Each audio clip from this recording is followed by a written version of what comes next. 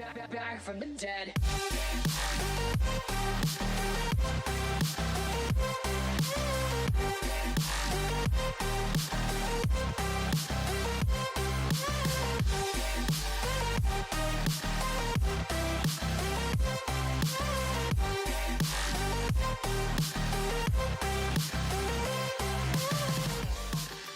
Back from the dead. Back from the dead. Hey guys, what is up? Welcome back to the channel. It is yours truly, Krystal Leandra. I've been gone for 5 months. Isn't that crazy? This is Ghost Girl Diaries, a paranormal podcast. Those of you that are brave enough to join the circle. Today I'm bringing in my co-host, Kat. We have a lot to catch up on. Hello, Kat Cormier. How are you? Oh, you're muted. You're muted. There you go. Hello, how are you? Yay! Yay! And we're everybody, back. let me know how audio is, guys, on your side. I know that everybody's probably going to be on different platforms because we're on like several platforms tonight live. But wow, I almost forgot how to stream. I was really nervous about streaming. Ask Kat, because I was like, literally, you looked at the date. What was the date? When was the last time we were streaming? May 27th. Wow. So Isn't that crazy? June, July, August, September, October. So yeah, we're going on 4 or 5 months, like 4.5 months. Basically, we've been gone. I hope everybody's doing lovely. I hope everybody had a wonderful summer, right? Like we just like skipped summer and just like moved forward to the next session. I'm fine with that. Yeah. How was summer in New Hampshire? How was summer in New England? Ungodly hot. Really? Like more than normal. Hmm. Yeah. Like we don't have many 90-degree days in the summer, I feel like, here in New Hampshire, and it was like pretty consistent throughout the whole summer season. Well, is That it was more kinda humid or more hot or both? It was both this year. I mean, the air quality was just rough. It was Really? just rough this summer. Yeah, it was really bad, which is strange because it cooled off so quickly for fall. See, I used to mean- hate doing summers in Florida with my dad because Humidity. humidity is already bad in Florida. Like it sits so far south, like on the map. You know what I mean? Like it's already bad, but in the summer it's just like extra bad. And I remember it just felt like you're breathing in water, like the humidity in Florida. I hated it. Nope. And like with my asthma, it was like, no, this is not good for your asthma. This is not working. Yeah, it so we're just hurts. going to shut your body down. Yeah, It's fine. It pretty much just hurts my, all of the little like bubbles in my lungs are like fluidy, you know? Ooh. So anyway, yeah, I feel you, but Vegas is just hot and dry. It's different. You know what I mean? Like I'm tired of it too. Like I'm ready for change. I'm ready for seasons. I miss seasons. That's something that's definitely changed in me since everything that's happened.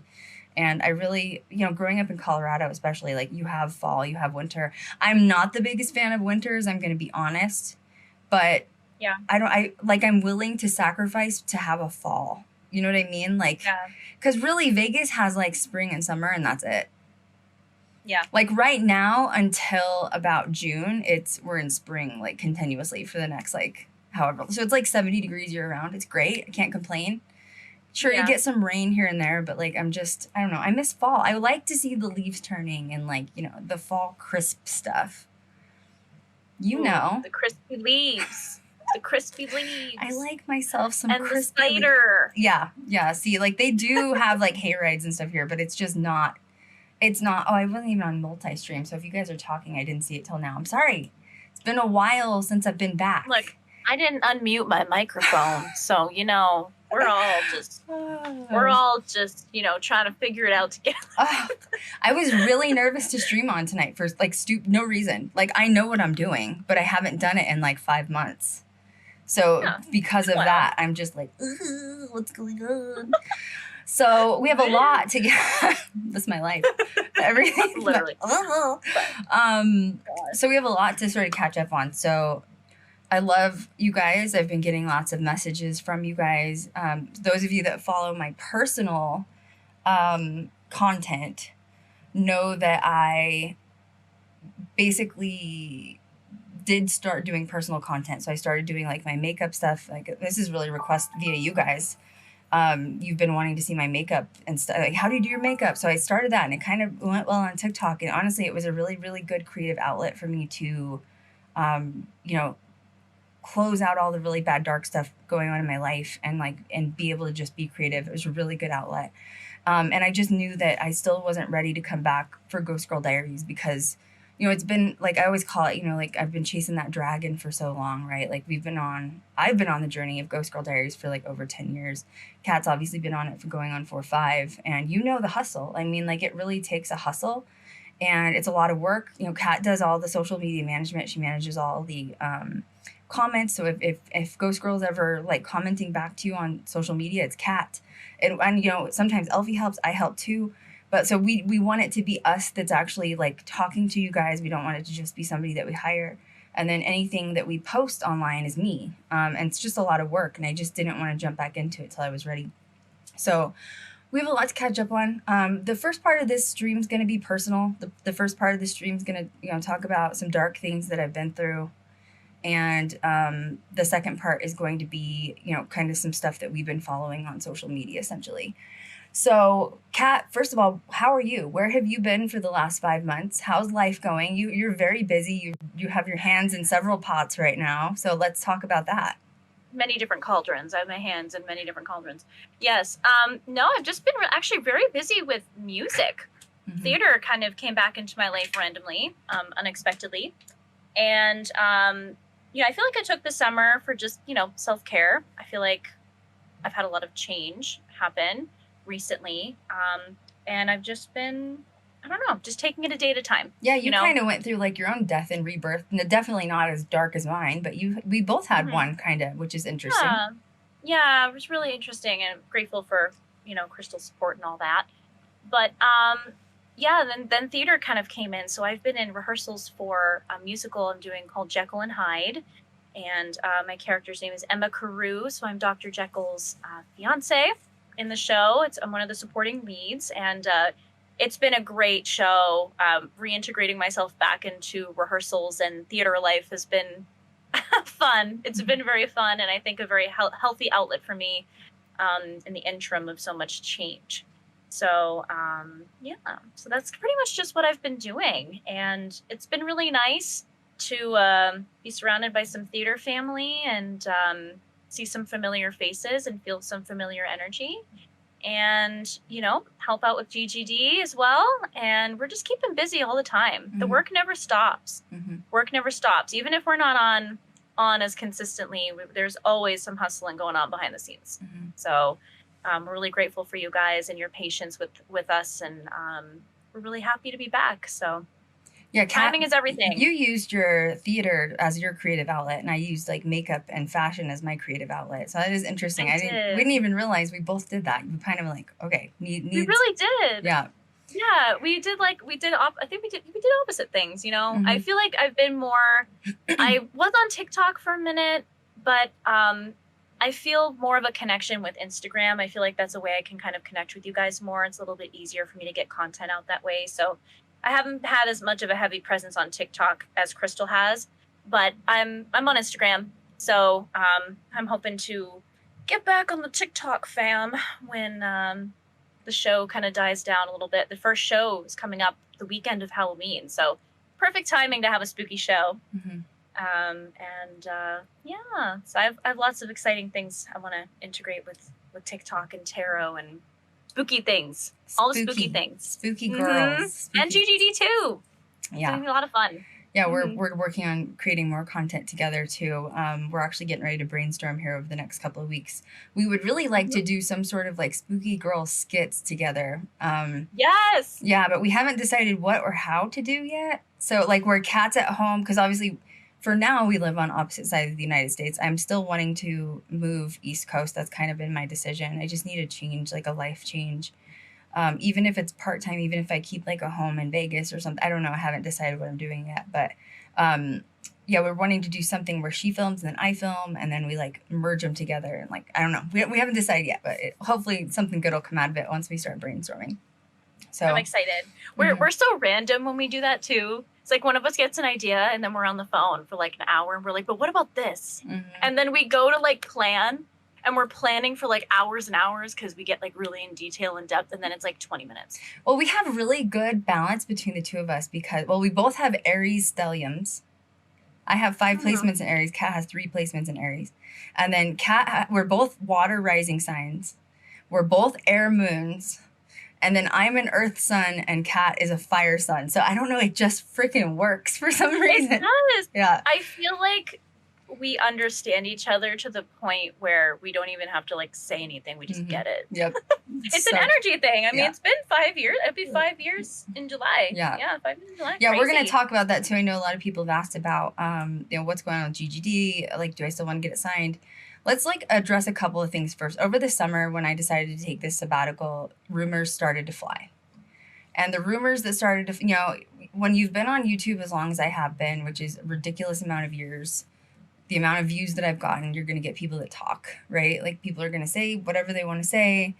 And unfortunately, like, don't ever listen to blogs, tabloids, like wait to hear from me or Kat or the source, because like people literally get bored and they just want to make up hurtful things and like create articles online. So there were articles online flying around, several different things. I got somehow mixed up in articles with Holly and Zach. I don't know how that happened. I have nothing to do with them. I have no hard feelings against Zach. There was rumors going around that Zach and I were feuding and fighting. What? I'm not mad at him. He's not mad at me.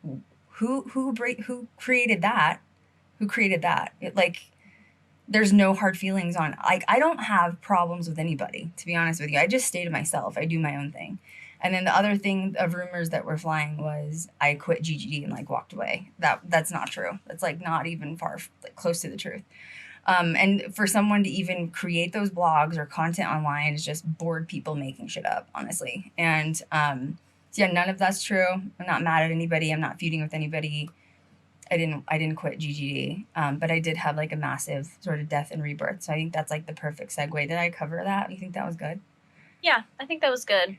I think it's really silly. I mean, it makes sense. We're in a fast-paced society. I think people see, silence as something happened. And sometimes silence is just you going through life, and you need a minute. And there's not necessarily always drama or there's not necessarily a problem with someone. It's just you. It has nothing to do with anybody else. It's not you, it's me, literally. Well, and honestly, like, I think being silent, though, like, it says that it's working because you're not talking to anybody and like you're minding your own business, and now all of a sudden like rumors are flying. It's like interesting. Like, this is interesting. This worked out this way because but the point of it was for me to be silent, and clearly it's working, and people don't like that. But I didn't come back till now because I just haven't been ready. I also wanted to make sure that I came back and I was consistent with you guys. I don't want to like post one podcast and then come back. But like, as most of you know, like, I really don't want to rehash my mom. There's already a podcast that's been done on this, but my mom essentially was murdered at the very end of December. She lasted on life support till the 17th of January, and then she passed away, and I was traumatized. Like that was my first death and rebirth.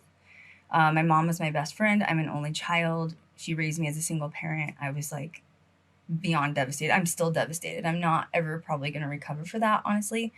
And sort of like trying to hunker forward, I hired a bunch of attorneys. I spent a lot of money trying to sue and go after the person, hold the person liable that did it.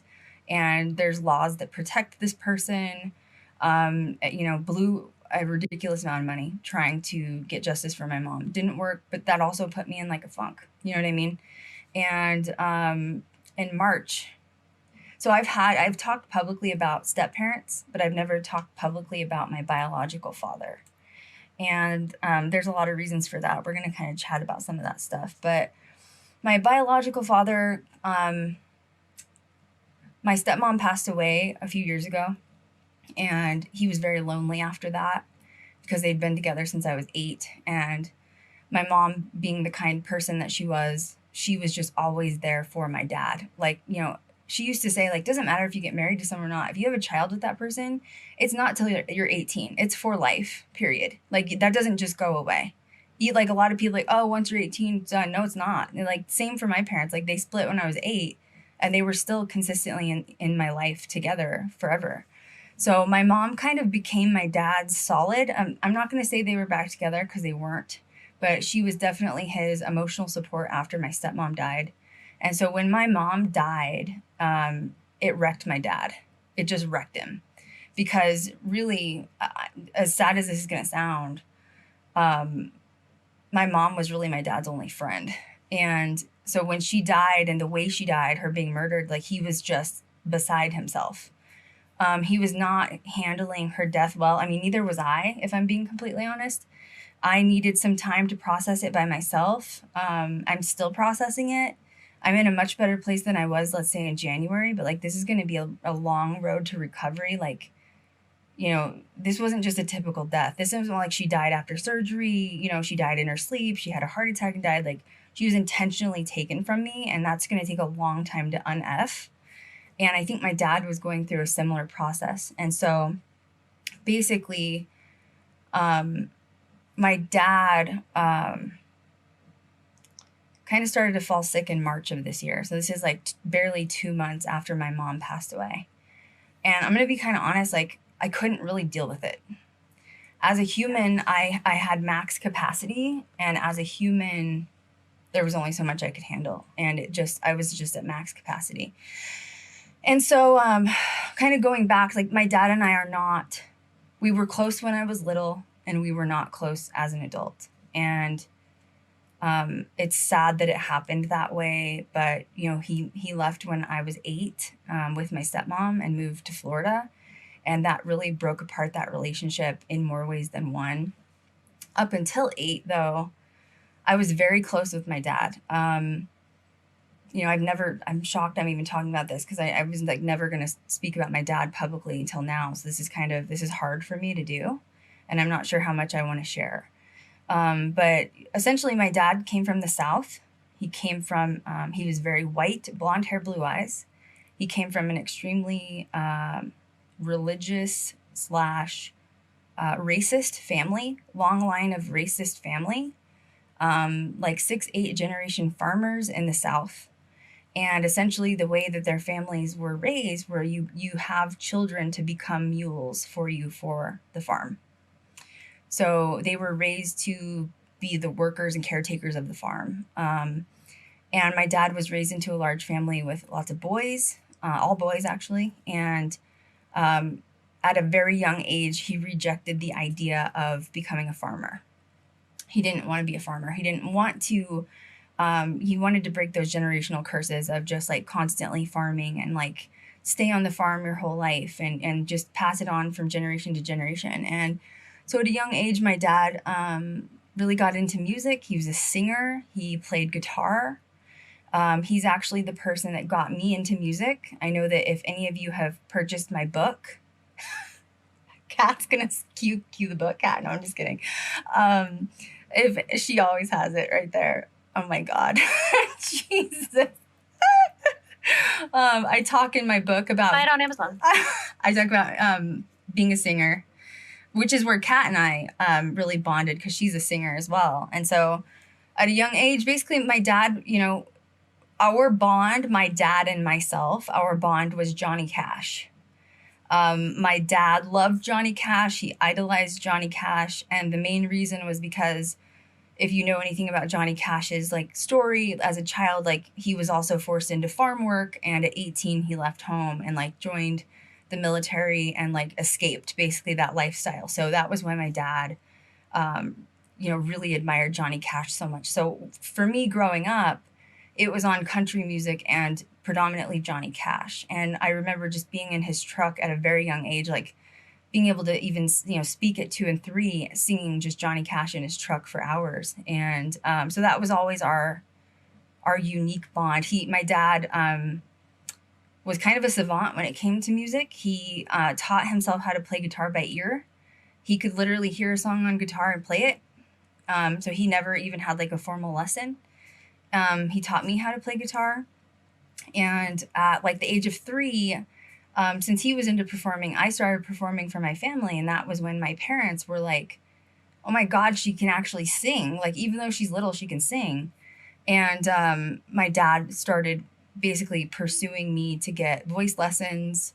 I started performing in like local talent shows and rehearsals. And I always beat out the older kids, even at a very young age, and I would win money for it. And, you know, my parents always let me keep the money or the prize. And so my dad always wanted me to pursue the dream that he couldn't, essentially. And, you know, as I got older, I decided to take piano lessons. I sort of gave up guitar, took piano, and eventually in my teens started a band. I thought I was going to be the next Gwen Stefani. I was obsessed with No Doubt. I had a band for years up into my 20s, and my whole family really, really believed, like, I mean, even my extended family, like my cousins, aunts, uncles, like everybody truly believed that was going to be my life. They really believed I was going to follow the path of singing and like being in a band and like becoming a famous musician. And in my 20s, some other like stuff happened, life. And also, Kat, I've told you this, like, how hard is it to keep a guitarist on in a band? Oh my God. The tea I have on my guitar, the guitarist I used to have, it's ridiculous. It's why them? It's always a guitarist. Well, it's Sorry, like no shade to guitar players. they want the money and the fame, but they don't want to work for it, is really what it comes down to, you know? Like, yeah, that was something we also bonded on, was like, we both work really hard, but nobody else wanted to put in the effort. Mm-hmm. It was a very interesting synchronicity we had in regards to music, and, you know, give a little, get a little. Yep. What the heck? It doesn't take much. So I did that. I pursued it, but in my 20s, like I'd say mid to late 20s, I had just life happen and got really frustrated with band members. You know, like guitarists quitting constantly, drummers quitting. It's just annoying. You know what I mean? Like, or like personalities don't click, and I just kind of was like, "F it, I'm done." And that was sort of the catalyst that really blew my relationship apart with my dad. And that was because he wanted me to pursue the dream he didn't have. And, but like, then I became rebellious, you know what I mean? Because he like left when I was 8, he was not even in my life part-time, you know, and I just became rebellious, and I was like, F you, like, I'm not living my life for you. You know what I mean? Like, it was the typical rebellious girl, like, you know, my decisions aren't what you make, you know what I mean? Like, it was just, it was rebel. So I think I never went back to music because I was too busy just like being happy, pissing him off. You know what I mean? Like, it's dark, it's daddy issues, whatever you want to call it. Like, I was just pissed off. And so after that, we really had a hard time repairing our relationship, to be honest. It wasn't just that. There were other things. My dad grew up on the farm, like I said, and very abusive household. He was severely physically beat and abused as a child because he did not conform to their standards of being a farm worker. He was not only abused by his father, but he was abused by his older brothers because he wouldn't conform. He was the black sheep, and you know, the day he turned 18, he left and never went back. And unfortunately, later on in life, mental health caught up to him from the abuse that he had endured from his childhood, which I feel like is only normal for what he had went through. And I have more information on this, but like, I'm not going to release it till I'm done writing my book because it's a big story and I'm just not ready to, like, it's not the time or the place for it. So anyway, that kind of gives you an idea of where my dad and I were. Fast forward, obviously, you know, he was close with my stepmother. He had been with my stepmom since I was 8. I effing hated her, if you want me to be honest. She was terrible to me. She's one of the worst villains in my story. She was horrible to me my whole life. And he didn't like it that we didn't get along. And, you know, it's just lots of trauma. And, you know, he was alone. And so March rolls around after my mom dies, and, which is obviously a shock. Like, I still think I'm too young to have had my mom pass away like the way she did. I would have never thought my mom would have been murdered. You know what I mean? I would have never thought I'd even be where I'm at now. And basically my dad got sick. I think that he was sick from just the stress of my mom's death. Although he didn't deal with anything, it was still just like, I think he was worried about me. I think it was just like stress, you know, like who in their right mind would have thought I would have experienced a parent being murdered? Not me. And I hope to God nobody ever has to go through that. You know what I mean? So he was kind of getting sick in March, and I kind of placed him in this like temporary facility to make sure that he was, and I did it a little bit against his will, to be honest. But I did it because I couldn't deal with it, and I needed to make sure he was getting his medications correctly, and it was temporary. I knew it wasn't going to be permanent. It was just temporary till he got better. And he was fine. He was very mad at me for what I had done.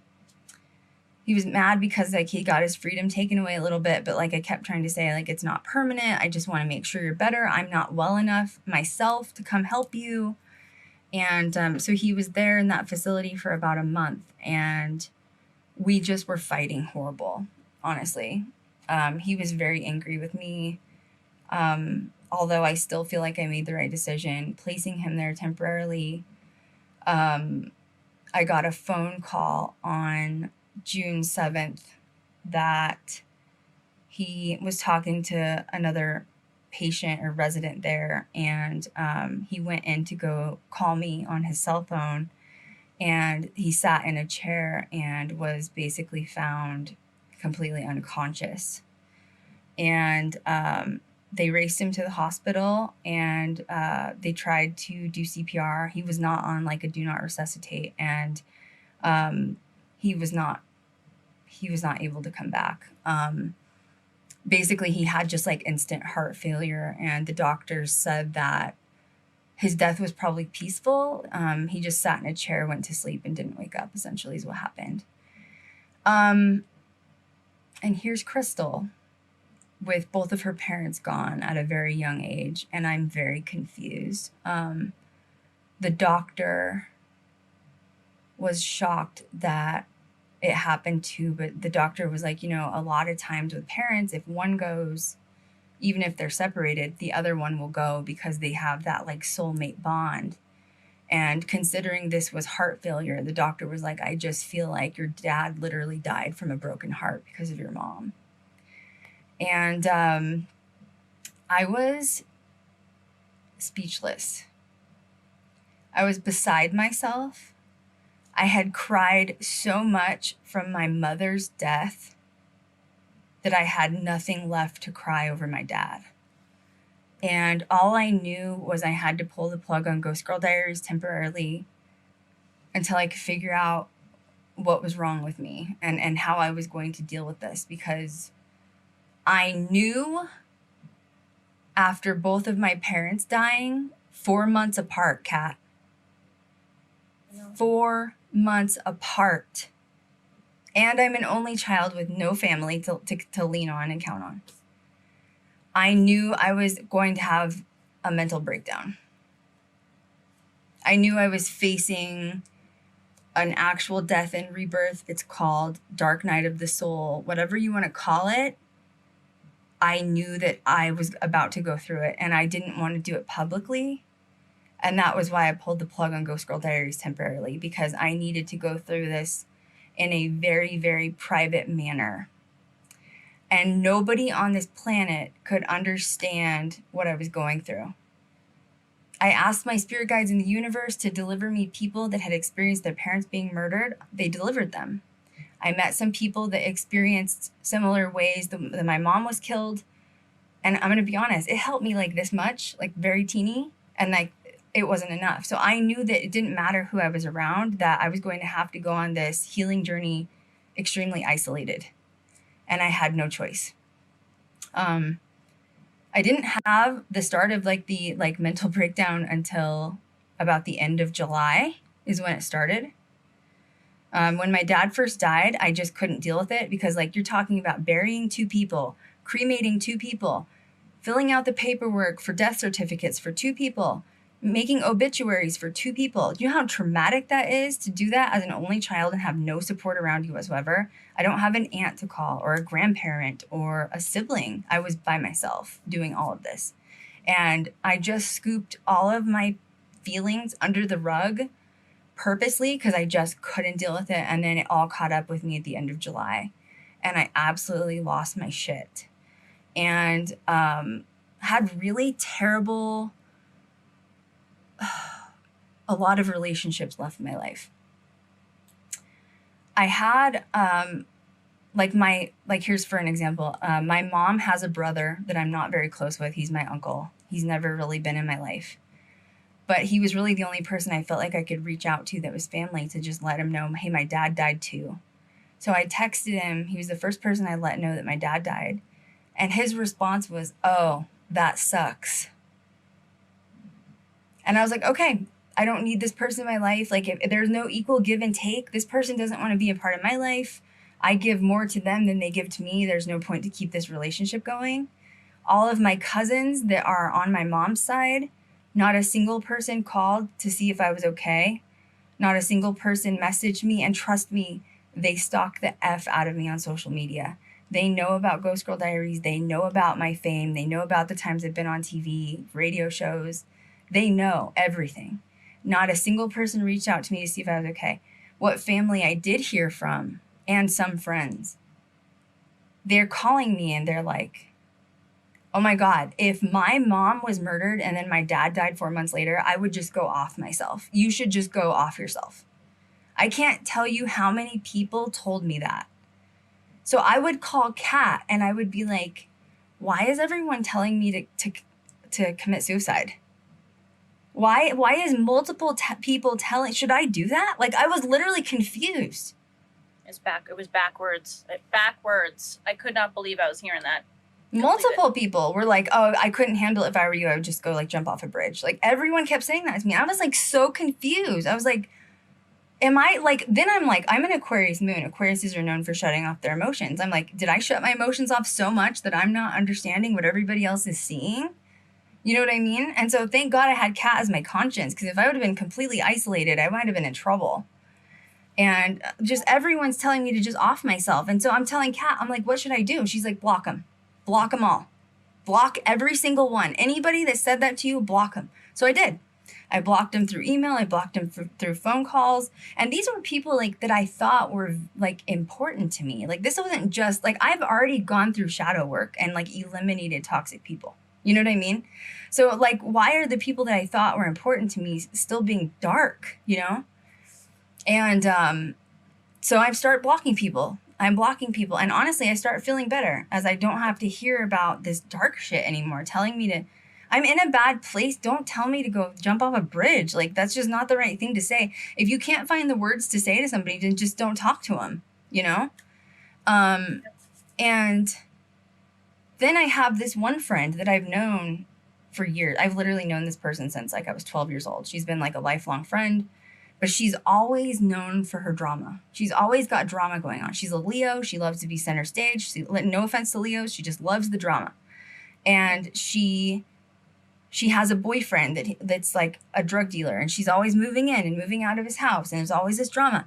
And she knows my parents both just died and I'm like messed up in the head. And instead of calling to say, hey, how are you doing? Are you okay? The first thing out of her mouth is, oh my God, you're not going to believe what so-and-so did again. He like kicked me out of the house again. I had to move out, da-da-da-da-da.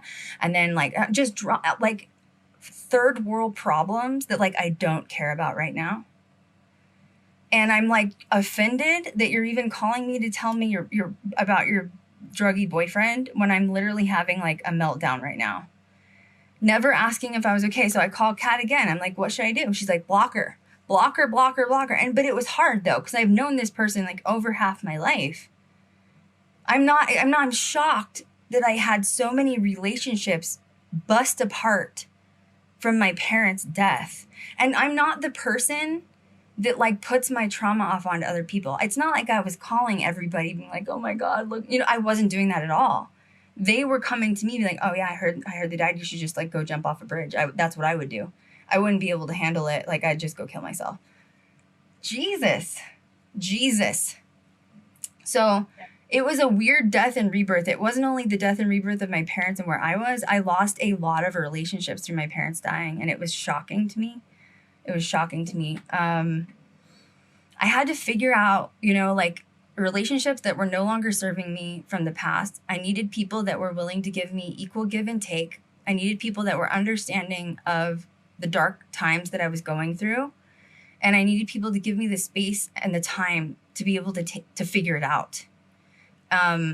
and I had to eliminate a bunch of people, and it was really bad. So, you know, I've never had a mental breakdown. If anybody wants to know what that's like, I'll tell you in my next book.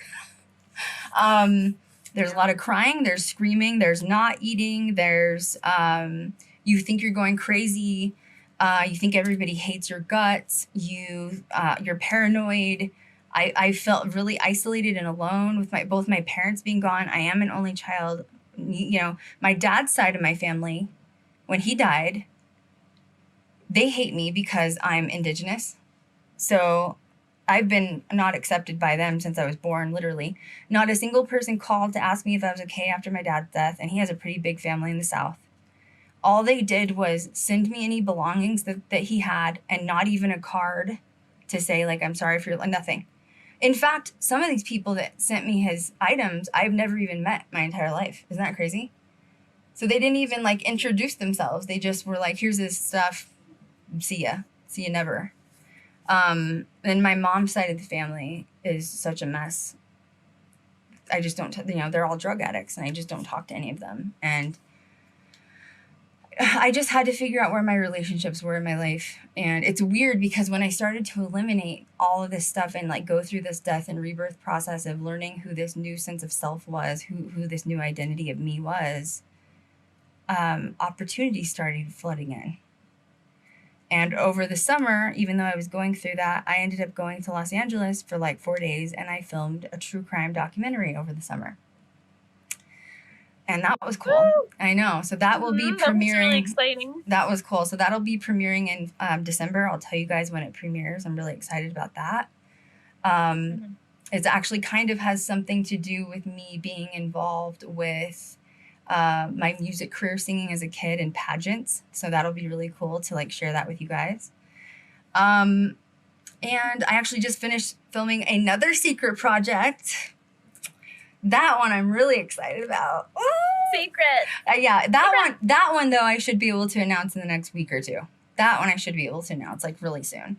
That was the coolest experience, like, I've ever had on set. Like, that was something new. And so yeah, that I just filmed in LA. When was that? Like the last week of September? Last week of September. So yeah, I got to, it's weird because, like, as sad as the dark night of the soul I went through, opportunities just started sort of coming in.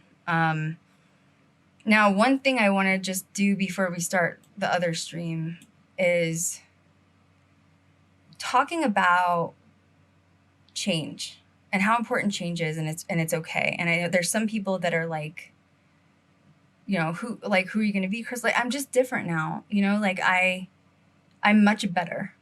I'm not going to sit here and pretend like I'm fully healed, because I'm not at all. But I'm much better. I'm just very, like, stay to myself. I don't like people's BS on the outside. I think that's why I got really triggered when there was, like, articles coming out about me and, like, people talking about, like, I quit GGD and walked away. There's a really big difference between, like, TikTok people, influencers, filmmakers, paranormal investigators. And I just feel like we need to talk about that for a minute. Because Kat and I had this conversation the other day. And, you know, yeah, I've been doing my makeup stuff, which would probably put me in, like, the influencer category. But I still, like, in my soul consider myself, like, a filmmaker because of everything I've done with GGD. Like, we've literally won film festivals. People are asking, are you going to still try to get the series signed? Yeah, that's the goal. But I did have, like, 2 negotiations this year, but I'm going to be honest, I'm not there mentally to be able to negotiate. To negotiate, you have to hustle really hard. It's a lot of self-promotion. It's a lot of networking. Kat's been in it with me for 4 or 5 years. I don't have it right now, if I'm just being honest.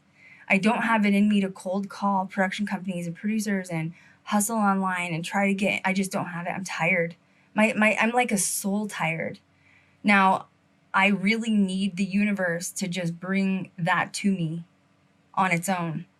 I need, like, an opportunity to fall in my lap. At this point, I've probably negotiated with every single network, and the reason they all turn me down is I want the same amount of control that Zach has with Ghost Adventures. And no one's willing to give me that chance because I'm a female, and they don't think females can be filmmakers, is really what the core of it, what it comes down to. So, literally. Yeah. So I need somebody to give me the opportunity to be able to do this, because I'm tired.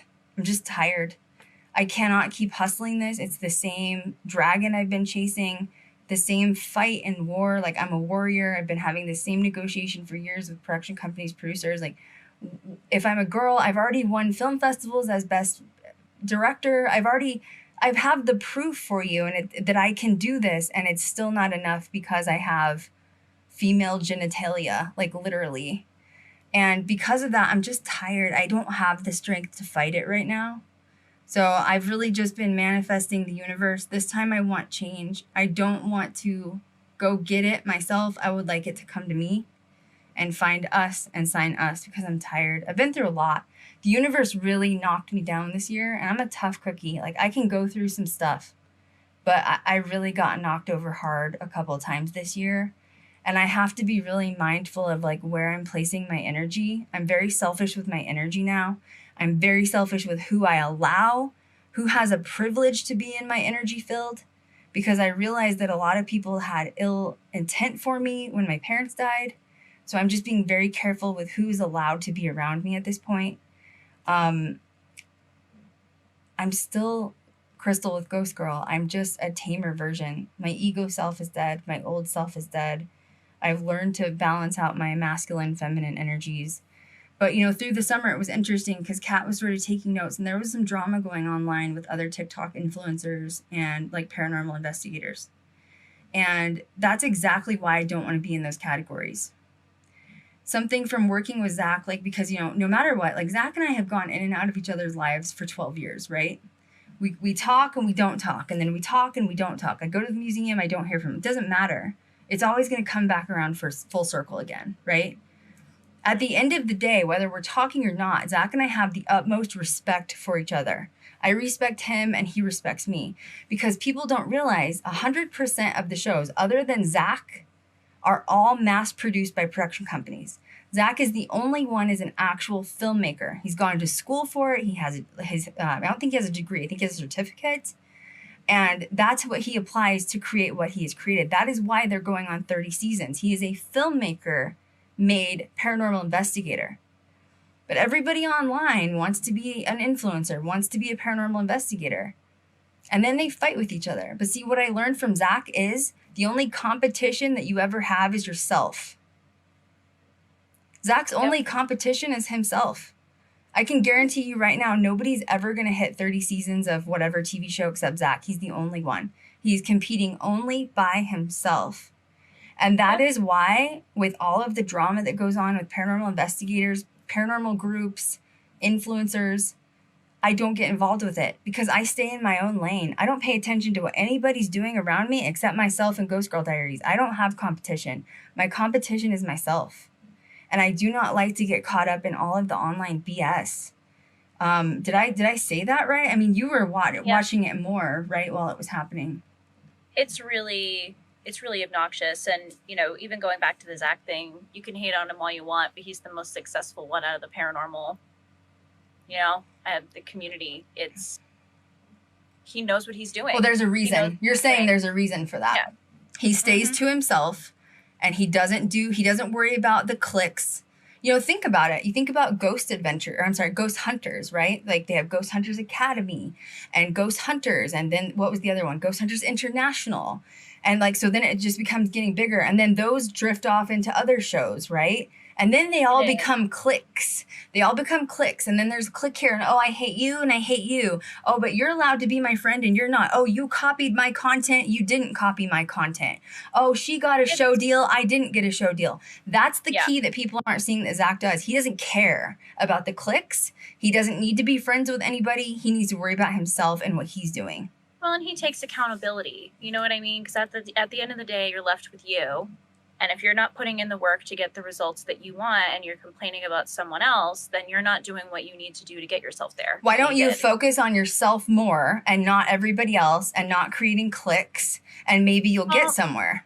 And it's hard because, like, you know, this is going to cause a little rift and some fire here. But, you know, when I was discussing this with Krystal, if you want to be, you know, on television or to be a well-known, well-respected paranormal investigator, It is not just being an influencer. It's putting in the work as a business. You become a business, and you have to think like that. And it's not something that's going to happen where if you have X amount of followers, you're going to get a DM from a production company. Like, that's just not how it works. Look at how many negotiations I've gotten into, and I'm not even half of where some of them are. It has nothing to do with that. Yeah, you can't just use wishful thinking. You've got to put yourself out there, you know, and really start to promote yourself in a way outside of just an influencer, for sure.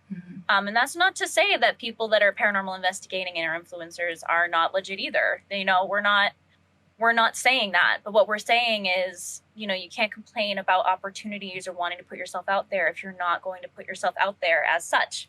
Well, I'm also saying is that you're looking at it from a paranormal investigator, a YouTuber, and a TikToker, and you're not seeing it from a filmmaker standpoint. Yes. You're wanting to get signed through production companies or get your own show, and you have no idea about film. You will become the next mass-produced ghost hunter that will get canceled after 3 seasons. Because the production company is in control, they will do it as fast as they can. They will push the content out as fast as they can. The entire paranormal community is going to see that half of the evidence in post-production was fake. You're going to get canceled after 3 seasons. So if that's what you're interested in and that's your fast track to getting signed, get it. You do it. Here's the thing. And this was another, you know, something else that I mentioned with Krystal was, in the social media world, in the influencer world, you want the quick follow. You want, you know, the quick content, the quick, you know, notoriety. But when you're wanting to become established in something, it takes time. You have to have patience. This is why things take as long as they do in film or when you have big dreams. I mean, and with Ghost Girl Diaries, we've made excellent strides, but we're still working towards it. And you have to have patience in this industry. And there's a lot of people that just don't have that. And that's okay. But you also just need to know who you are as a person and just be that.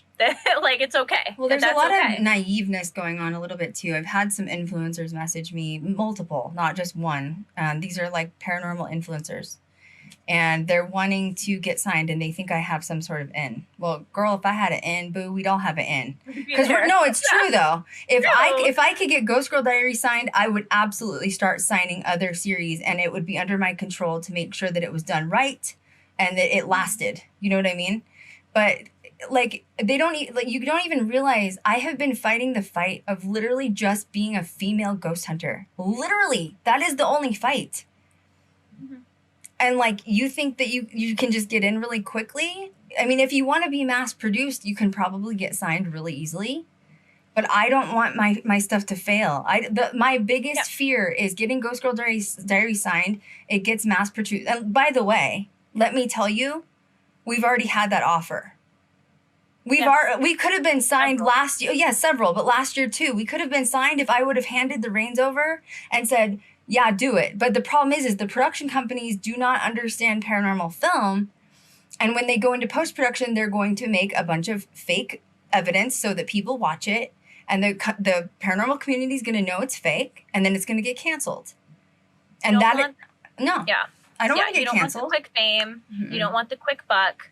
You want an analytic business mind to have longevity and know what you're doing. You almost have to be a step ahead of them. And that takes time and that takes work. You know, you got to put yourself out there. You've got to fall a few times and then figure out why it didn't work out and go back to the drawing board. Like, it's a lot. This is not an easy lifestyle. Being a filmmaker, paranormal investigator, and a woman is not easy in this industry. You have to have a thick even if Kat and Elfie were, and by the way, this has been going back further than I started. Elfie was in the game longer than me. I started 2011. Elfie started like 2003, 2005, and it's been the same since.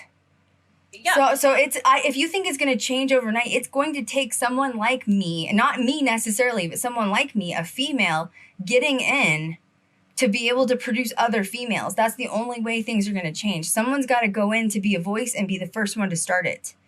And and that's why you can't just go in for the quick sign. We could have been signed already. But I wouldn't have had any control over it. None. You can't. And you also can't go in saying, oh, well, Zach Bagans. That's not, like, worry about your path. Worry about your path. It is a problem. Misogyny is a problem. Yeah. However, you know, find a way to fix it and do it instead of putting the blame on Zach and not getting to where you need to go. Don't worry about him. Zach has nothing to do with it. Zach has nothing to do with it. No, it doesn't. It doesn't. And I'm really tired of seeing it. I'm really tired of seeing it all over social media. Oh no, it's the yeah. There's a lot of I know what Kat's talking about. It took me a minute to catch on. There's a lot of female influencers that have used Zach's name to basically say he is the problem in paranormal. They've blamed Zach, saying he is greasy hair and biceps, he's masculine, and because I don't have that. Yeah, because he's created the image of the paranormal investigator. He has caused everyone else to be against females. That's not even true. I know Zach. In fact, I get really I've blocked a couple TikTok influencers because I get so sick of seeing their like spoofs and making fun of him. Like, you know, it's interesting because he's not the same person personally that he is on camera. On camera, he's this like big personality, right? I mean, he's kind of slowed it down a little bit since he's gotten older. But he used to be like, you know, come up out of that hole and get us. It's not how he is in person. He has a Scorpio moon, guys. In person, he's really quiet. And he doesn't like people to know his business. And he just, when you're in a conversation, he wants to whisper to you so you listen. Barely like Marilyn Monroe status, you know what I mean? And like, he's a very gentle human, honest to God. Yeah. I'm saying that because I've known him for 12 years. And like, so I get so triggered when these female TikTokers make fun of him because I'm like, you don't even know him. You don't even know what you're talking about. And honestly, they don't even realize they're giving him free press the more they complain about it. 100%. It's just making him more successful. So it's true. like, yeah, just continue doing your thing then. We're not saying misogyny is not a thing. We're not saying that women still, you know, don't get the short end of the stick, because we do. But just take Zach out of the narrative. It's an overall thing. It's not just Zach. Oh, I know. He knew how to market it, and he's doing well with it. So let him have that success. It's true. And the time that Zach got signed, what year was that? I think their documentary was like 2005, 2008, something like that. That was a while ago, guys. Like, you know, and where he's at now, if you watch season 1 to season, what's he on? 384. Right? I love it. The 2004 episode 14,083,000. No, but X like 120. Yeah, but if you look at the difference in filming between then and now, stark difference, and that's a reason, because he has grown as a filmmaker, which is what you want to do, right? That's what you want to do. You want to go ahead. And the greasy hair biceps thing is his camera persona. Yes. So, like, he's doing his job right. Actually, like, you know, complaining about it. Like, when was this? 2 years ago or 3 years ago? 2 years ago or 3 years ago, I went downtown. He called me at like 10 o'clock at night. I can't remember when it was. Yes. It was 2 years ago. Yeah, he told me not to talk about it then. It's been 2 years. I can talk about it now. You're like, okay? I'm going to talk about it now. Now we're going to talk about it. He had purchased he like messaged me at 10 o'clock at night, and he was like, hey, I just bought this haunted, like, it was like a haunted hotel. I think he tore it down. It was pretty decrepit. When I got there, I was like, why did you buy this? Like, it's really bad shape. Like, it needs some Jesus. It hadn't been updated to like since the 70s or something. But he was there. Jay was there. Aaron was there. I don't think Billy was there. Bacon was there. Aaron was there. Yep. And there was like a few other people that were hanging out too, like people that worked at the museum and stuff. But like, let me tell you how Zach is. When you are in his friend circle, he is the funniest, goofiest guy. They had like BMX bikes, and they were like jumping. They had filled the pool with they had BMX bikes and scooters. I think Zach was on a scooter actually. He's probably like, don't tell this, Krystal. I want people to think I'm cool. And they were like jumping off of the plank of the diving board into this gravel of pool. Like, it was hilarious to watch. And like Jay would like get a start running, like jump, you know, on the, and like jump into the pool, like, and it was gravel. So when they hit the gravel, like, you know, like total. But like, they were having fun, and they were just being dudes and just like hanging out. You know what I mean? Like, and it's just, it's amazing to me. You're right. When people talk smack about him, first of all, they don't even know him. Second of all, you are giving him free press. No matter what. It doesn't matter if there's 4 million people that hate him online, all it's doing is helping him grow. That is all it's doing. He's doing his job right. Yeah. Well, and I think when you've gotten to that point of success where people hate you, it means that you made it. Good job. Yeah, you just Proud of really you. don't care. Yeah. Honestly, the amount of time you complaining about him, you could have been utilizing to get yourself a step ahead to where you wanted to be. You know, like, we're all in this together, boo. Yes, we need change, but you got to get there first, and complaining isn't going to get you there. So, well, and he hired a female camera tech. Yeah. And he's been featuring more women. You know, the next thing would be great is if he signed me, but, you know, that would really show that he's in it for women. But, you know, we'll just wait anyway.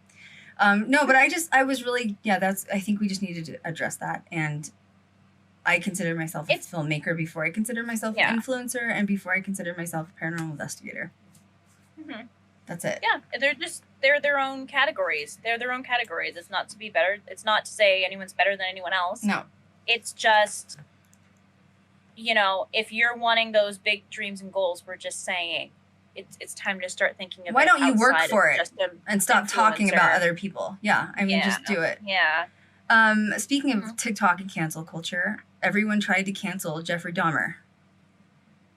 Okay, real story here. I've only watched the first episode, but I've been hearing so much cancel stuff on it. What the heck's going on with it? Okay, ridiculous. I mean, I don't know. I'm not a fan of cancel culture in some aspects. This is one of them. The other one I'm not a fan of, when they just canceled that Michaela makeup girl. That was traumatic. Jesus, people are horrible. It was so... God, Jesus. Anyway, Jeffrey Dahmer, basically they're saying that, I have watched some of the episodes. It's amazing, by the way. But basically they're saying they, as in whoever's doing the cancellation of serial killers, that you should get all of the remaining victims' families' permission before you do a documentary on this person's murder. So essentially they're saying that if it's so fresh that there's survivors still alive, that you shouldn't do a documentary on it. And basically there was petitions going around on all social media platforms trying to get enough people to sign the petitions to, like, get Netflix to cancel it or, like, shut the show down. People were asking people not to watch it and not give it views so it would go away. My response is that serial killers are always going to be a fascination to people. There's nothing we can do about that, period. And I honestly think it's a good thing to be fascinated and study serial killers, because maybe that can prevent us or stop us from, you know, another serial killer having that same pattern, psychological pattern, whatever you want to call it.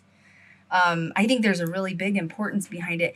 And honestly, you just can't walk on eggshells around everybody. And I feel like I have an opinion on this. My mom was killed by a serial killer who is still on the loose in Vegas, who will never be caught, who will never be, there will never be justice served for my mom.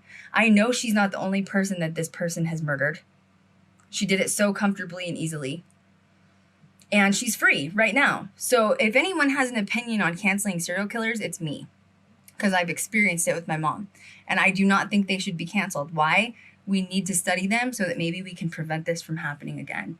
And, you know, there was an outburst of some of the victims' families saying they didn't approve it. Apparently, there's one particular victim's family that when they recreated a couple of the scenes of the family in court against Dahmer, it was, like, scarily accurate. I've seen the side-by-sides because there was, like, video footage of Dahmer, like, actually in court versus, like, the one that he did, like, in the series. And it's really good. It's really good. Yeah. But I think it, like, triggered them and basically got them mad. So, I don't know. I don't know. It's never, serial killers are never going to go away. They're never, you know what I mean? People, the fascination behind it is never going to stop. It's never going to end. And in paranormal, sorry, my dogs are barking. In paranormal, it's something that we need because those are locations that we visit. And once again, I think it's like getting answers through the afterlife of, like, what actually happened. I think you can help in a way with paranormal evidence. You know what I mean? It's true. And I mean, let's just be real. Nobody's canceled Bailey Sarian. Amen. You know what I mean? Amen. Like, amen. What the heck? Mm-hmm. It's gonna, I mean, not that we're saying we don't understand. Like, I get it. If you don't know who Bailey Sarian is, she does literally just serial killer podcasts with makeup. She's done stuff with Netflix. She's very successful. She's a millionaire now. Yeah, nobody's canceled her, and that's all she does. And it's not that I'm saying, please don't cancel her. I don't want her canceled, for God's sake. No. I'm just saying, like, stop. stop. Just Mhm. stop. But you know, this did happen to me. But once again, I feel like I'm a public figure, and it's been 12 years in, and it's been a lot of trauma. And I have been canceled a couple times. People have tried to cancel me a couple of times. I was canceled once because a soundbite was taken out of a video that I did. And I was talking about my racist family that lives in the South, and somebody took out just the soundbite that made it sound, and they re-edited it to make it sound like I said I was racist against people in the South. And I'm not. I'm Indigenous. Hello. Kat's my best friend's sister, and she's half Hispanic. What the hell is wrong with everybody? Like, you know what I mean? Like, and I've also been. Go to any lane. I've been called, you know, what's the word I'm looking for? What did I just say? Not prejudice. I've been called prejudice because I'm goth too. Because because I'm Indigenous and I'm like hiding my skin tone, and I'm pale and I wear black lipstick. And the blonde. That I'm a skinhead and I hate everybody. And I was like, oh, okay, I guess whatever. Just go with the flow. You know what I mean? Like whatever. Mm-hmm. Yeah. Even though I pay for Indigenous scholarships for film. That I don't talk about that publicly. It doesn't matter though. It still makes me racist. You know what I mean? It's just stupid.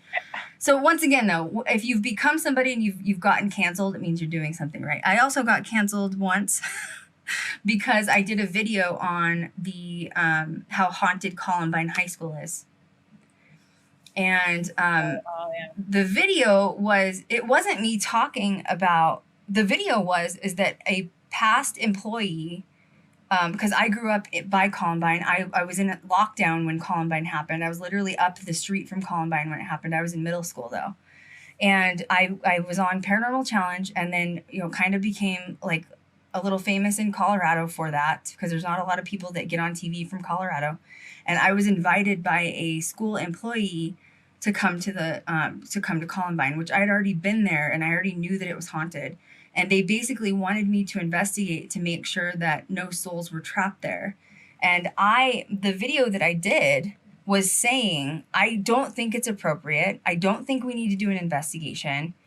I don't think you need to sage and smudge. I think this is just permanent trauma on a loop, you know, residual energy, and it's never going to go away. And the whole point of that video was to teach the paranormal community, you can say no to an investigation. You don't have to always say yes. If you find it inappropriate, you can say no. That was the context, critical thinking to that video. And instead, everybody came after me saying, you shouldn't be promoting investigating Columbine. I didn't. I was not promoting investigating Columbine. That wasn't even what I said in the damn video. They'll only take what they want to hear. They'll only take what they want to hear. But that it goes back to also this canceling of the Jeffrey Dahmer stuff. It's the same thing. Like, Columbine's never going to go away. These traumatic things that happened, they're never going to go away. And you're going to find people that are fascinated with it. And on the other side, it's kind of good because I have a couple of friends that are like actual detectives. And they became detectives from true crime documentaries. So you're also birthing a new generation of people to help these cases in the future. So, like, I just don't think people are seeing, it's like critical thinking, and I think most of the population has a hard time with that sometimes. And so anyway, yeah, I just thought it was interesting that we talked about cancel culture. I don't agree with some cancel culture, and this is something I don't agree with. Yeah. I don't know how you feel about it, so. I feel the same. I feel the same way. Yep. It's too much. It can be too convoluted sometimes. Yeah, you're just like, you can't please everybody, man. I told Kat that when she first came on Ghost Girl Diaries, she was asking me advice on like being a public figure. Like, how do I handle this? Like, you're getting thrusted into a big audience of people. And I told her, I said, be yourself. I said, if you look at an audience of 100%, you are not in your life going to make 100% people happy.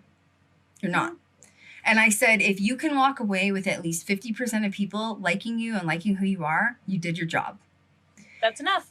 And you learned on social media real quick. Some people come talk smack to you. They hate you on social media. You know what I mean? And it's like, okay, well, you're part of the 50% that just doesn't matter. And you don't have to like me. And that's it. Well, it's true. And it's also kind of like myself too. So I think I'm pretty cool. Yeah, well, as long that's my little crochet. And you have to be yourself. You can't not be true to yourself. Yeah. You know what I mean? Like, So Dahmer stuff has been interesting. I don't know if I really want to go through all the Dahmer stuff, but I want to talk about a new serial killer and I want to talk about some facts behind it. And like the last topic I want to talk about is like the paranormal side of it, right? Because that's what always wraps into it. I do want to talk about, though, Jeffrey Dahmer's murderer. So the person that actually offed Jeffrey Dahmer. Because I feel like we don't really talk about that part very much. Because I was just really getting into it because I found it just fascinating that they're doing another documentary, which, by the way, I think that the actor doing the Dahmer series is amazing. Evan? Oh my God, he's so good. Yeah, he's really good. So Jeffrey Dahmer was in prison, obviously, for what he'd done. And there was a guy named Christopher Scarver, and he was an American criminal too. He had been put in jail and like had a life sentence already for like killing somebody else, basically. So I'm sure when he made the decision to kill Dahmer, he was like, I'm already in here for life. Doesn't matter. Give me another life sentence type thing. So this was like 1994. So Christopher, the guy that got Dahmer, used a 20-inch metal bar that he'd removed from a piece of exercise equipment from the prison weight room and hid it like under his shirt, and then went in and basically beat and fatally wounded Dahmer. He also killed another guy that was there.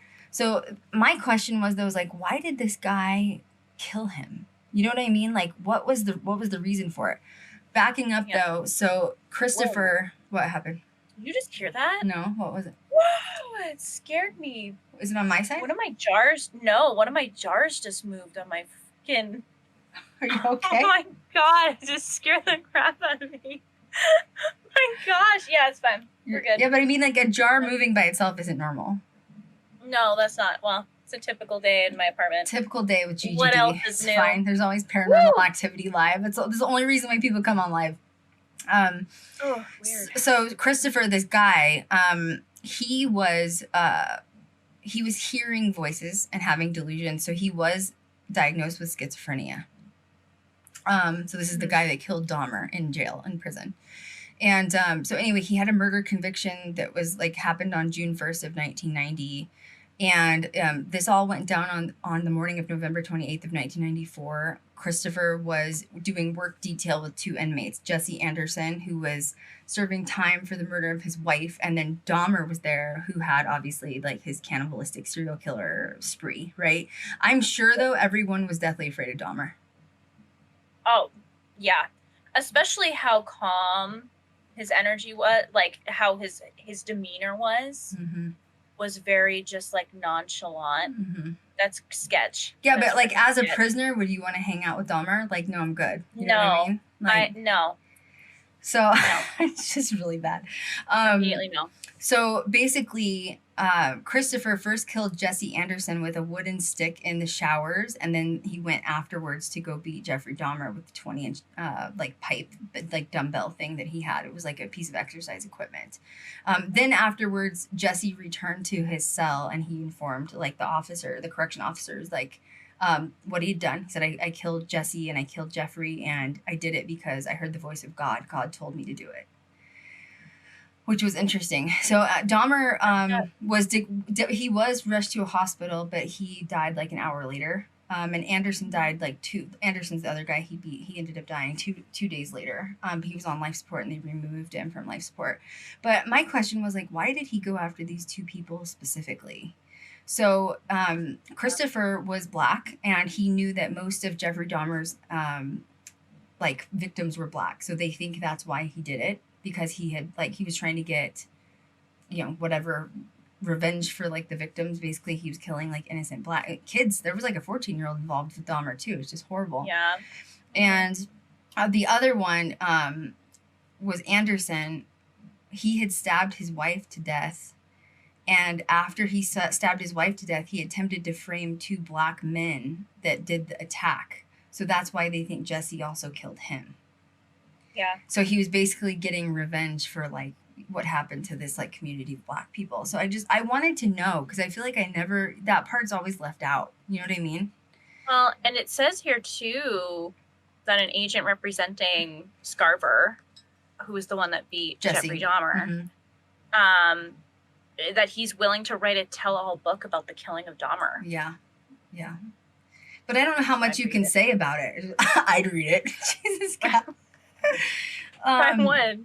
So some interesting facts coming out of the series, though, is that John Wayne Gacy died the same way. Or I'm sorry, John Wayne Gacy died. So he's the other serial killer, right? He's the one that was hiding bodies under his house in Indiana. Or was it Indiana? Yeah, I think it was Indiana. Yep. Mm-hmm. John Wayne Gacy died the same day Jeffrey Dahmer was baptized in prison. Does that just like explode your brain a little bit? I did see, I jumped ahead because I saw the damn scene. Oh, you did? Before I watched it. You're like, I just need to see this scene. With spoilers, okay? And yeah, it's a pretty cool scene. And that same day, so they're saying that John Wayne Gacy and Jeffrey Dahmer are somehow connected. I looked it up to see if it's true. It is true. And that same day, it was a solar eclipse, which I found interesting. And solar eclipses sometimes represent evil or evil being pulled away. Sometimes solar eclipses represent hidden power, deep emotions, shadows being exposed within yourself. But most of all, solar eclipses were known as like a transformation that can occur. So some people are like, did John Wayne Gacy die and like somehow be connected or reincarnate and did like, nobody really knows. The theory though that's going around is like John Wayne Gacy died and a new serial killer was sort of reborn. I don't know. I didn't know that they were connected on days. That's very specific. My question is just being in paranormal and like energy doesn't lie. Like we know we've set up energetic highways of like communication. Are serial killers almost on their own wavelength of energy? I would assume so. Isn't that creepy? So. It's a creepy thought. Yeah. I mean, who could do things that evil? Ugh. Both of them. I mean, even like, John Wayne. All of them. Yeah. Well, all of them. John Wayne was with the kids and Jeffrey Dahmer. I didn't know that he had at the end. So like they say with serial killers, you have like highs and lows. So like your peak or your high is when you're like in your murder spree or whatever. And then you have your low. So that's where they like come up with the agenda of like, oh, this person's killing once a month, twice a month, whatever. But at the end, he went like berserk, had too many bodies in his house, couldn't get rid of them. And he had 2 bodies on ice in his bathtub. And he was showering over the bodies in his bathtub because he couldn't get rid of the bodies fast enough. And so then they started getting smells out of the house, I'm sure. My God. And I know some police, there were like 3 or 4 times the police came in. One time they went to the wrong house. And so that's how he got off the hook. And the other 2 times, he told them it was his fish tank that smelled. And they just left. They just left. I can't believe they bought that. Yeah. Yeah, I know. It's strange. What? You know. I know. Lots of concerns. Lots of concerns. Yeah, but like energetically, like talking about this on Paranormal before we go to the next subject is just like, I think that the apartment complex is torn down where this all happened at. It should be, Jesus Lord. But the energy still doesn't lie. And not even there. Like you think about investigating the cell that he was in or the location that he died in or, you know what I mean? Like it doesn't even have to energetically be the location that he was doing these like cruel, horrible things in. But I'm sure the land is tainted at this point. Mm-hmm. I mean, evidence is just I think the thing that fascinates me with the serial killer stuff going over to paranormal is I truly believe that we're only skimming the surface with paranormal and investigating. Yeah. And I think that at some point, maybe it's going to take women getting involved. Maybe it's going to take better equipment with paranormal. But I think that we're going to eventually be able to solve murder cases using paranormal equipment. Yeah. Through the spirit world. Yeah, I really do. Mm-hmm. I really do. I think it needs to be taken more serious, though, at this point. There's a female in the background, and she, like, agreed with it. What's really weird. Your face, like... What's really weird is I just thought of the word repent. So do you think you have a witch in the house, or what? I literally almost say it. I literally almost just said it on the live, and I was like, don't do that. That's weird. And I was just like, repent. Maybe it's out of nowhere. Repent. Repent. Yeah, I don't know. Weird. Interesting. Yeah. Oh, someone said it's Annabelle again. Can we not? I did a spirit box session, and I think it's on TikTok. I asked the spirit box. I asked my spirit guides. I said, "What happens to energy like John Wayne Gacy after they cross over? Like, what happens to these people when they do all these horrible crimes? You know, like, do they? Is hell? Does this hell exist for them?" Are they punished or something? And my spirit guides came through and said their energy is destroyed. To me, that sounds a lot worse than hell. Yeah. I was like, damn, they're not holding back. That's just They're destroyed. yeah. They're destroyed. No, it was very casual. Like, yeah, we destroyed them. I'm like, oh, okay, well, that's a good conversation. They're destroyed. Yeah. Yeah, it's fine. Wow. Just Thursday. So It's this fine. is interesting to me. And this, once again, the reason I wanted to do this part of the show or this part of the podcast is because I feel like this could definitely potentially rebuttal why everyone should not cancel serial killers. Because when people start learning patterns and, about serial killers and what they do psychologically, like analyzing them from like, psychological perspective, can we prevent this from continuing to happen, or can we see patterns in other people and call them out? And this started to happen with a potential, this is under pure speculation. It's a conspiracy, it's pure speculation. So we don't know if this is fact or not. But there is a new cannibal in town, and he is currently on the loose. And basically, he may have been. You said that. I'm sorry. The way I look like that ghost right now. It's like I've missed you. I've missed doing these streams. You know? this. I'm sorry. I say really random This is stuff. that moment where I'm Anyway. like, I've missed this. You know what I mean? Like, imagine how we would be filming on set. Imagine what our series would look like, guys, if it was Kat and I. I mean, it'd be great. It'd be great. That's probably So fun. That's probably why Zach doesn't want to sign us. He's like, no, they'll pass me. Like, We're having too much fun. Yeah. We're having too much fun. don't worry, Zach. I'll never go to 30 seasons. You got that, boo. You got that. You're the king. I will never take that place from you. I'm done after 14. Okay. Well, 30 seasons. That sounds exhausting. My God. I need a break. At 30 seasons, I'll be dead. Okay. Like, there'll be nothing left of me. I will then become the ghost of the other side. You know what I mean? You are the ghost. I You're am. investigating yourself. Literally. Kat's like, Krystal, are you still here? Nope, go away. I'm not. Leave me alone. Yeah, I told you I quit. I am tired. I said go away. You're like, yes, that was so good. That was the best evidence. I like throw something because I'm mad, like a glass. It's just permanent eye roll on the other side. Oh, It's God. just like so bad. It's fine. Telling you, our series would be epic. I'm just saying. So no, but really, this is serious. There is a new cannibal possibly in town. But once again, I'm going to go back to this saying this is conspiracy, pure speculation. Armie Hammer, who is a actor. He's a well-known actor. He's like a very well-known, wealthy actor from like practically an aristocrat family. His family has been in generations of politics, and they're literally worth billions. I looked it up online. So if he is doing cannibalism, off speculation and conspiracy, he is probably very, very protected if he's that well off financially. I mean, like, you're talking like way up there with the elites, talk about conspiracies, but it's true. So a lot of people say this is why he's able to get away with multiple murders and possible cannibalism. So it's an interesting story, and I wanted to talk about it. And at the end, I want to talk about the investigation behind it and why you should be safe, especially as a female.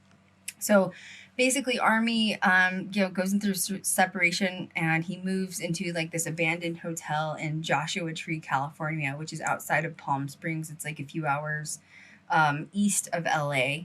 And he says he's going to buy this abandoned hotel and renovate it with a few friends. And while he's living there, multiple people, mainly women, start going missing in the Joshua Tree area. And remains of multiple human bodies are found scattered around not only the small town, but in direct vicinity around this hotel that he's been staying at. So just for like a little backstory too, Joshua Tree, which is the town, has a population of 7,100. That's a small town. I mean, that's a small town. And it's in the middle of nowhere, Palm Springs desert. Like, if you haven't been out there, it's just literally the middle of nowhere. And that was as of the 2010 census, so it couldn't be that much more. You know what I mean? You're talking like Vegas is millions. I think we're at 8 million. When I first moved to Vegas in 2014, I think it was only like 1.5 million. Now we're literally at 8 million people. It's crazy. Yeah. So you're talking about having a population of 7,000. That's a small town. Everybody knows everybody's business. You know what I mean? So people are going missing still to this day, and remains are still being dug up and found. So the question is, why is Armie in heat, right? Why is this guy, if he's a successful actor, if his family's aristocrats and they have billions of dollars, why does he want to be a cannibal? You know what I mean? Well, all of a sudden in 2001 or 2000, I can't remember, 2020, 2021. Okay. Why are you laughing? Something wrong? No, it's just like when you said Why does he want to be a cannibal? I was like, that's a really great question. Why do you want to be a cannibal, Armie? What the That's fuck actually is wrong a really with you? great question. Why? I just have a lot of concerns. Why? Why are you eating people? Why are Are you you sick, F? God. Why are you eating humans? Ugh. Just stop. You need therapy. God. You got some trauma, boo. I'm vegetarian, so the thought of that is just completely repulsive at this point. So I'm just like, ugh. Okay, also, I'm just going to say it because I've been wanting to say it, but I'm not Please. going to get into detail. Y'all Okay. can Google this on your own. Oh, God. Look up Dahmer and tattoos, and that's all I'm going to say. Ew, no, don't do it. No. Yeah, and don't. No. No. He says tattoos taste gross, is what he said. What? So it's a better reason to just go get a bunch of tattoos. I'm going to get tattooed from the face down. Everywhere. Oh, God. Don't mess with me. Oh my God. It's also a way not to get sex trafficked either. They won't. You have a 60% less Really? chance of being sex trafficked if you have tattoos because you can be identified Great. that way. Jeremiah, So if you're let's go. listening to Let's this, go get one start on the neck. We are starting on the forehead. Yeah. We're just working our way down. Okay. Post Malone's got the idea. You know what I mean? Oh my God, it's way ahead of us. Kat and I are gonna go get neck tattoos together. You know what I mean? If you know, you know. Oh my God. No. Anyway, sorry. No, it's fine. So basically in 2020, 2021, Armie, who's this, famous actor, he has numerous ex-girlfriends and side chicks that he has dated. And they are releasing text message and DM conversations of Armie admitting to rapes, murder fascinations, cannibalistic ideologies, and things that he's done.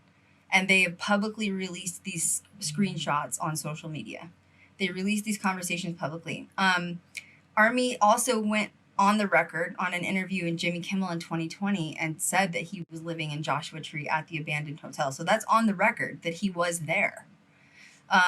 Yeah, that is creepy. It circles back around. You know what I mean? 3 people went missing in the area, to be exact, while he was staying at the hotel. Multiple sets of human remains were found scattered in the direct vicinity around the hotel. January of 2021, Instagram user House of Effie, which is one of his side chicks, released messages and DMs between her and Armie, and they were private messages that went on for months while he was married, by the way. While he was still married. So he had side chicks so that was one of the reasons this has come back up on social media again too, is he was being compared to Adam Levine. Although let's hope Adam's not, cooking ribs for dinner from people. You know what I'm saying? just went a little dark. You know what I'm saying? Like, Jesus. That took a hard right, Krystal. Well, I was like, whoa. That's why I'm like, Adam's kind of a creep, but he's not chewing on people. You know what I'm saying? Like, Jesus. Anyway, these private messages went on for months, and that's where they started releasing these private conversations, DMs, messages, all while they were married. The messages were about sexual fantasies, bondage, BDSM, which let's just say BDSM does not mean cannibalism. Can we just put that out there? Yeah. I mean, I feel like that's also a hard right. That's also a hard right. I feel like we have to talk about that. I feel like what's the that's safe another word question. for cooking my rib? First question, why are you eating ribs? Second off, why are you a cannibal? Oh my God. But secondly, why do you No. Stop. No. But this is one of the actual messages, and I posted the message in notes for you to see. I don't know if you saw it. But he's texting her, and he's saying they're gruesome text messages, and he's saying he wants to hold her beating heart in his hand and eat it while it's still beating. And he says that he killed an animal once and did it to an animal, and that's where the fantasies come from. And he in the text message thread, he says, I am 100% cannibalistic, and I have been. Once again, there's all speculation now, because that's why it's is it a conspiracy? People are like, oh, the text messages could have been edited or whatever. Maybe it wasn't him saying these things. Maybe they're trying to make him look bad. In the text message, it says that he enjoys consuming human blood. He enjoys homicide and harming people, creatures, animals, especially anyone who wants to be intimate with him. He wants to get permission while you're doing the deed to become a cannibal, which I feel like my answer would be immediately no. Immediately no. Can I be a cannibal on you while we're in the bedroom? Immediately no. Did that work on somebody before? I mean, because that just Immediately. If so, down. that's messed up. Dude. That's If so, we don't know anyways, Kat, because they are buried in the desert somewhere now. We're not going to know if somebody did it. because he ate them. That's messed up. Your voice is cracking. What? Oh, your voice is cracking. In the DMs, this is also messed up. In the DMs, he also says that he knows this. So Arnie, the like actor, I'm just having a hard time that there's people that actually think about stuff like this. He says that Arnie says, I know a surgeon that would be willing to remove 2 of your ribs so that I could cook them and consume them. My first answer was, who's this demented surgeon? First of all, let's start there. I mean, if there's a surgeon out there doing that. There's just a lot of questions. It's just opened up a lot of questions. But also these were DMs while he was married, and so his wife did separate from him after all of this exposure happened. He was he was also set to film several movies. I looked that up online. He was supposed to be in a movie with J-Lo. J-Lo was probably like, he's not taking my rib, okay? He's not taking my baby back rib. Please leave my ribs alone. And he claims that he claims that him and Lionsgate decided to separate because there was just bad, publicity going on. And I'm sitting here like, is it the publicity or is it because you've actually been called out on all this stuff? You eat people. Isn't that gross though? The DMs that you, like I say, oh God. So anyway, he was living at the Ramsey 29 Hotel from June, July of 2020. And that's when 3 people vanished. So this is kind of the timeline to give you guys specifics, and then you kind of make your own judgment for it. June 16th, a woman named Erica Lloyd went missing, and she was in Joshua Tree on vacation. Her car was found abandoned in Joshua Tree in the same area near the hotel. It was actually 10 miles exactly from the hotel. Her phone kept ringing for days, which meant someone had charged it and kept it on. And finally, on day 4, a man answered it saying that he found the phone abandoned on Cottonwood Drive, which is literally half a mile from the hotel, which is where Armie was staying. Remains were then found near where a few other people went missing, and they assumed it was the people that went missing, but it was completely different people. It wasn't even the people that went missing. It was completely different remains. So there's just a lot of whoever's doing this is burying them in the same vicinity, which is creepy. So more bodies, more remains just keep showing up. Erica's family ended up hiring a mining expert to survey the area, because once again, we're talking about mines, we're talking about kind of a foresty, weird place. Like if you've been to Palm Springs, you just know what I'm talking about. Like it's just weird. And then there is there's like a forest national park next to where this is. So that's why they hired this mining expert to come out. Basically, they wanted to find out where Erica was and if she was, alive or if she could be found. So while this miner expert is out there trying to find Erica's remains, she's the one that disappeared on June 16th, he ends up going out in the desert and he finds a red bike, which is from one of the other people that was reported missing. This was like, I think it's a Hispanic male that was riding this bike and went missing. So when he found this bike, he cued in police. Police came in, they searched the area, and in the same area where the bike was, they found 2 more sets of human remains in the same area. But one of the sets did belong to the missing person with the red bike, but the 4th set of remains was a completely different person again. So they're just finding remains all around this hotel. It's just weird. So as of this year, 2022, what? Why did I just think of skinwalkers? I don't know. Maybe Arnie don't think is they're out there. Oh, I mean, skinwalkers definitely could be. It's a deserted area. It could be. Do you think Armie's a skinwalker? Do you think he transforms into a cheetah at night and gets hungry? Look, you know what? Anything's possible with these crazies because I don't know why you want to eat people. So anything's possible. Same, 100%. Right. You know what I mean? Weird. So Erica was still, therapy's cheaper than killing a person. You know what I'm saying? Erica was still missing as of January 21st, 2022, and then her remains were found. But now there's currently 6 to 8 cases of open persons / missing persons remains in the area. So residents in this area are like completely in fear of their life, and they really believe it could be a local serial killer. The girl that leaked the DMs, House of Effie, she leaked the the cannibalistic conversations or whatever. She also came out and claimed that she was beat by Armie and basically held captive for a course of 4 hours. And he was basically acting out some sort of rape fantasy where he beat her feet so bad that she couldn't leave or escape. Now the interesting part is, like, if that's a legit thing, I'm thinking, like, then he's capable of anything. You know what I mean? Yeah. So I got on Google because I wanted to make sure this was legit. So if you Google his name, Armie, what's his last name? Hang on a second. Armie. Hang on. Hammer. Armie Hammer. If you Google Armie Hammer and rape case LA, it will literally pop up that the rape case is still under investigation in LA. So it's true. It is still under investigation. It's an open current rape case. September 2nd, Armie Hammer rape case still under investigation. Yep. Wow. I know. So anyway, Armie denied all of the allegations, but he will only release statements through his lawyer, and that you can also Google that. I think I Googled rape investigation of Armie Hammer LA, and the case is still under investigation. Anyway, the girl House of Effie on Instagram released another statement. This was kind of like her final statement that she had released publicly. And the statement said that he and his friends had done worse than anyone or anything had even known publicly, anything worse than anything she'd ever posted, and that justice would be served. And she said she knows more.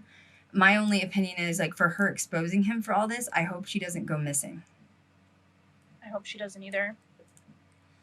So, wow. That's weird.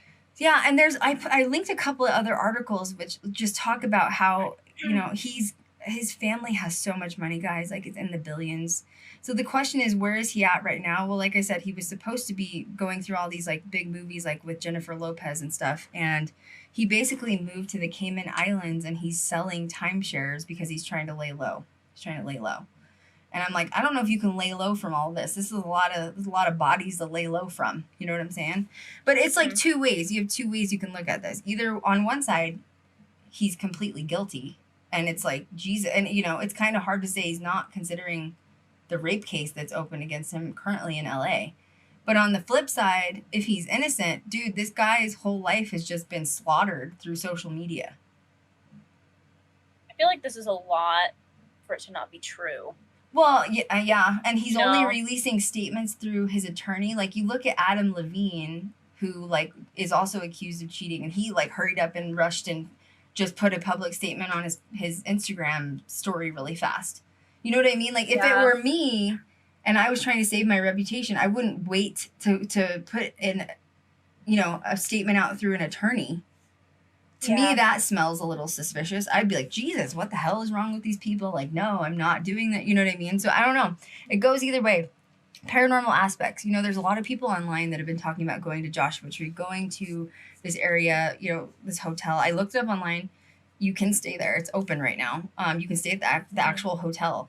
I don't know why you'd want to be honest. Like, if we're talking about a current serial killer or possibly his friends involved, like, you don't want to die. You know what I mean? Like, and this is why I want to talk about, like, yeah, I think you could probably solve cases through paranormal 100%.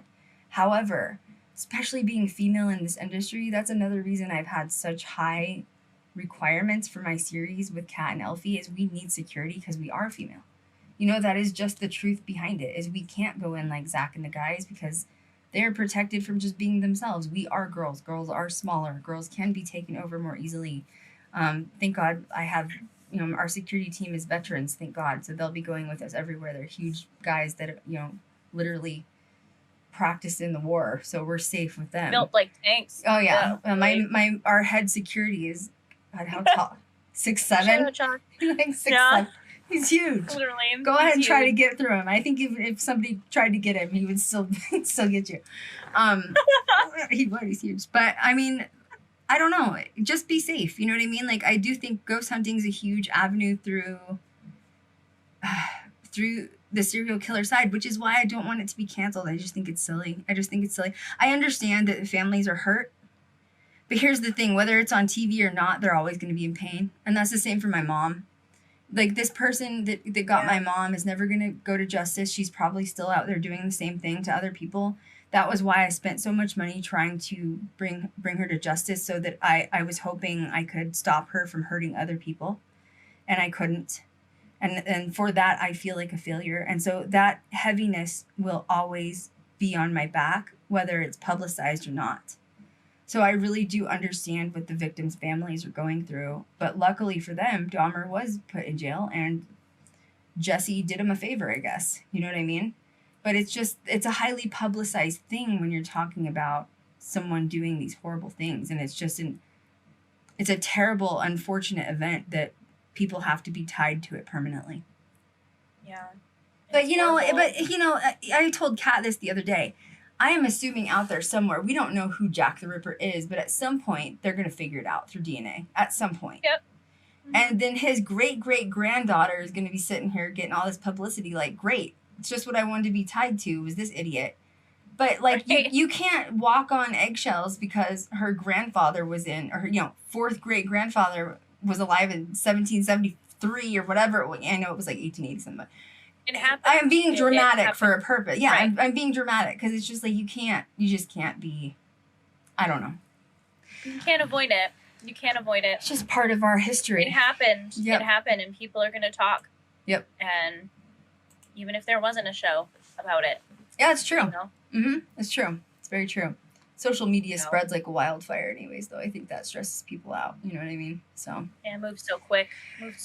It does. It does. And it's dark. It's dark stuff. But, here we are all having a conversation about it because there are people out there that like dark stuff. We are those people.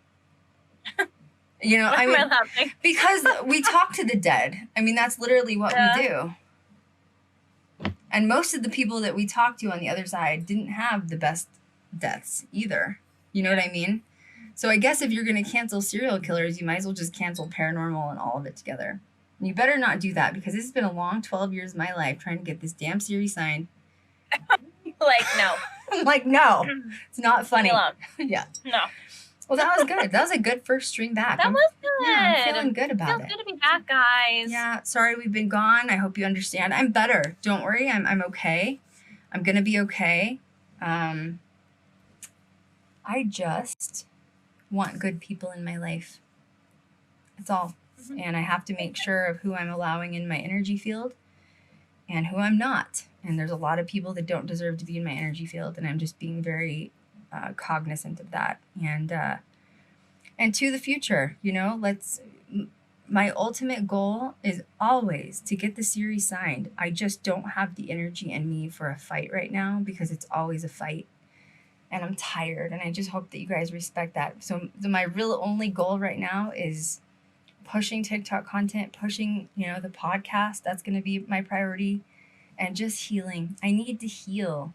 I really want to move out of Vegas. I think I need grass, and I need trees, and I need seasons. And it's interesting because part of this death and rebirth process that I went through, I told Kat this, when I was like 25 or 26, when I was on Paranormal Challenge, my ultimate goal was like film, move to LA. Even before that, even when I was in a band, and Kat, you've probably had this same, you have your band right now currently. My goal is like move to LA, be famous, like get an expensive car, live in a big house. I did that. I got to do that. I worked for the studios. I lived in a penthouse. I had a driver. I had multiple assistants living in LA. I was important. I got to do that stuff. I already did that stuff in my 20s. And my parents died, and all of a sudden, that stuff doesn't really matter to me anymore. I don't need to live in Los Angeles. I don't need to live in a mansion. I need a big closet because I have a lot of clothes. But that's a must. I don't need a Lamborghini. I feel like with my parents dying, I've been stripped back down to the person that I was raised as, and I want to meet someone and be in a relationship with someone, and their family accepts me as theirs. I don't have family now. You know what I mean? So I hope that my next relationship, whoever he is out there floating around in the abyss, will take me in, and I get to be a part of his family because I'm literally like a lone sheep now.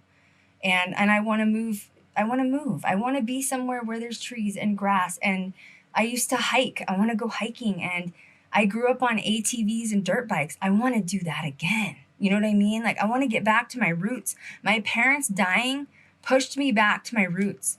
I don't need the lavish lifestyle. I don't want to live in a big city anymore, to be honest.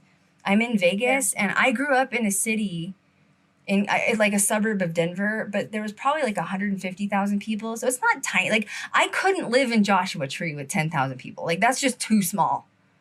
Right. Don't you think that's too small? Well, it is, and cannibals. So And cannibal. Don't move where there's no. But so I want to go back to like, a suburb, a small town, not a small town. Like when I say small town, I'm not talking about 10,000 people, but I'd like to go somewhere with like 100,000, 200,000 people again. I want to feel that connection to the community again.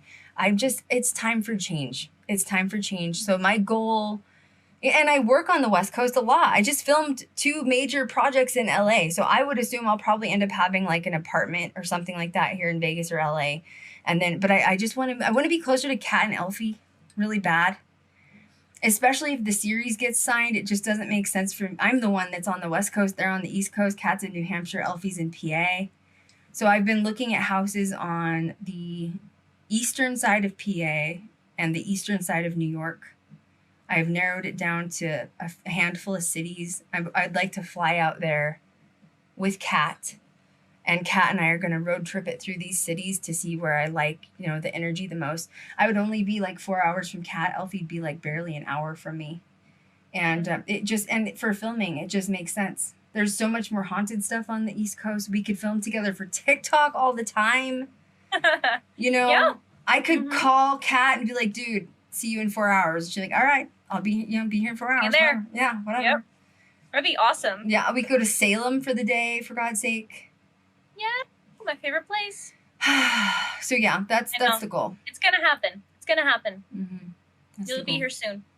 So yeah, just priorities have changed. Things have changed. It's just shocking to me that my parents aren't going to be here to see me for my wedding, for if I have kids and I start it's very strange.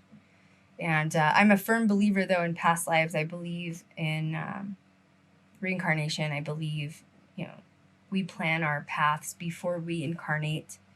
I have so much to share with you guys about the other side now that my mom's there. I'm pissed that she's there without me, but like, I have direct communication to the other side. I'm not even kidding you. Ask Kat.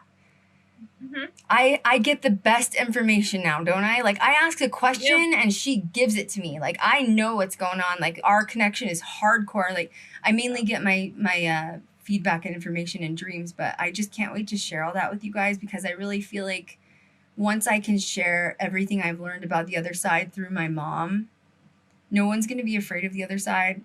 Everyone's going to understand that is home. This isn't home. We're here on a very temporary journey.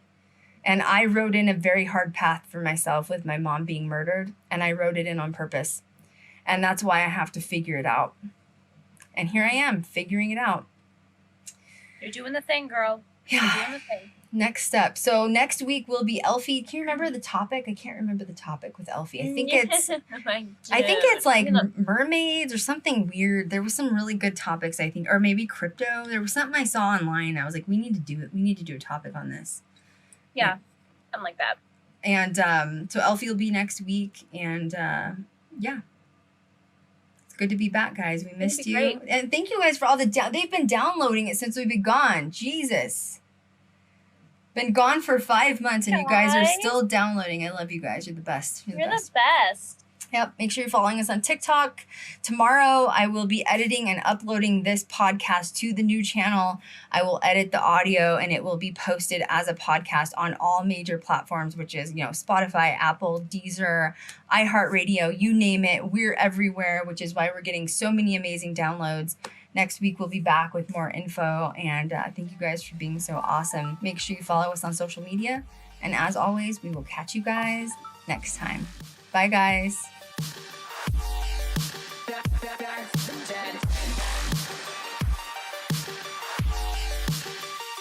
from the dead.